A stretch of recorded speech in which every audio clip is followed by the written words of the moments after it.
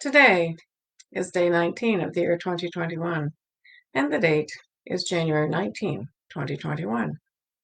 I'm reading from the New Living Translation of the Chronological One-Year Reading Bible, and today's scripture is from the book of Job. Job chapter 1, starting at verse 1. Prologue. There was once a man named Job who lived in the land of Uz. He was blameless, a man of complete integrity. He feared God and stayed away from evil. He had 7 sons and 3 daughters. He owned 7,000 sheep, 3,000 camels, 500 teams of oxen, and 500 female donkeys. He also had many servants. He was, in fact, the richest man in the entire area. Job's sons would take turns preparing feasts in their homes, and they would also invite their 3 sisters to celebrate with them. When these celebrations ended, sometimes after several days, Job would purify his children. He would get up early in the morning and offer a burnt offering for each of them. For Job said to himself, "Perhaps my children have sinned and have cursed God in their hearts." This was Job's regular practice. Heading: Job's first test. One day, the members of the heavenly court came to present themselves before the Lord, and the accuser Satan came with them. "Where have you come from?" the Lord asked Satan.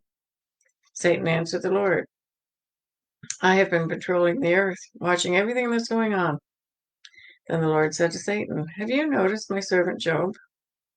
He is the finest man in all the earth. He is blameless, a man of complete integrity. He fears God and stays away from evil." Satan replied, "Yes, but Job has good reason to fear God. You have always put a wall of protection around him and his home and his property. You have made him prosper in everything he does. Look how rich he is. But reach out and take away everything he has, and he will surely curse you to your face." "All right, you may test him," the Lord said to Satan. "Do whatever you want to with everything that he possesses, but don't harm him physically." So Satan left the Lord's presence. One day when Job's sons and daughters were feasting at the oldest brother's house, a messenger arrived at Job's home with this news: "Your oxen were plowing, with the donkeys feeding beside them, when the Sabaeans raided us. They stole all the animals and killed all the farmhands. I'm the only one who escaped to tell you." While he was speaking, another messenger arrived with the news: "The fire of God has fallen from heaven and burned up your sheep and all the shepherds. I am the only one who escaped to tell you." While he was still speaking, a third messenger arrived with this news: "3 bands of Chaldeans. The Chaldean raiders have stolen your camels and killed your servants. I am the only one who escaped to tell you." While he was still speaking, another messenger arrived with this news: "Your sons and daughters were feasting at their oldest brother's home. Suddenly a powerful wind swept in from the wilderness and hit the house on all sides. The house collapsed and all your children are dead. I am the only one who escaped to tell you." Job stood up and tore his robe in grief. Then he shaved his head and fell to the ground in worship. He said, "I came naked from my mother's womb, and I will be naked when I leave. And the Lord gave me what I had, and the Lord has taken it away. Praise the name of the Lord." In all of this, Job did not sin by blaming God. Job chapter 2, starting at verse 1. Heading: Job's second test. One day, the members of the heavenly court came again to present themselves before the Lord, and the accuser Satan came with them. "Where have you come from?" the Lord asked Satan. Satan answered the Lord, "I have been patrolling the earth, watching everything that's going on." Then the Lord asked Satan, "Have you noticed my servant Job? He is the finest man in all the earth. He is blameless, a man of complete integrity. He fears God and stays away from evil.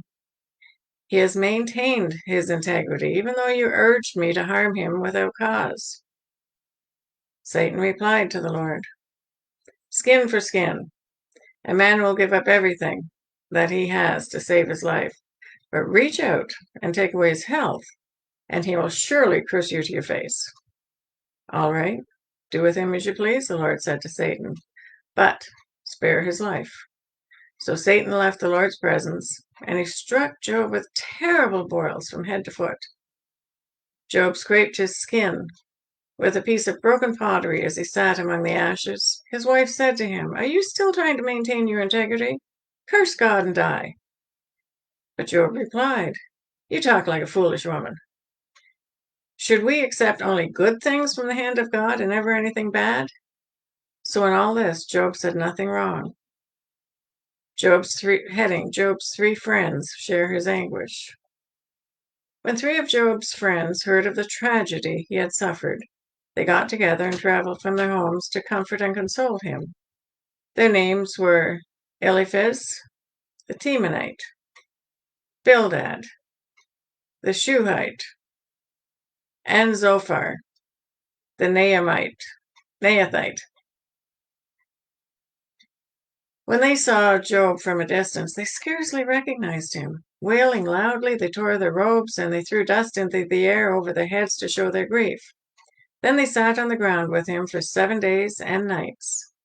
No one said a word to Job, for they saw that his suffering was too great for words.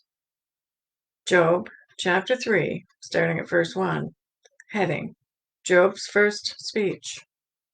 At last Job spoke. He cursed the day of his birth. He said, "Let the day of my birth be erased from the night I was conceived. Let that day be turned to darkness. Let it be lost even to God on high, and let no light shine on it. Let the darkness and utter gloom claim that day for its own. Let the black cloud overshadow it, and let the darkness terrify it.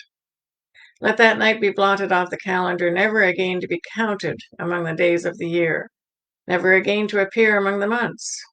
Let that night be childless. Let it have no joy.